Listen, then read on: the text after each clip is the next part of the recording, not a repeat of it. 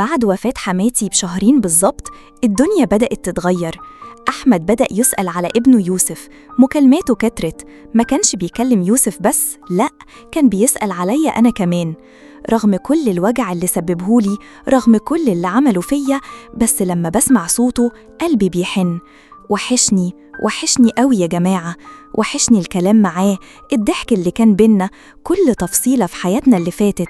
دلوقتي أنا تايهة، قلبي بيوجعني من الحنين لأحمد، ونفسي أرجع أعيش معاه أنا وهو وابننا يوسف، نفسي نلم شمل عيلتنا من تاني. بس في نفس الوقت أنا مش عارفة أعمل إيه.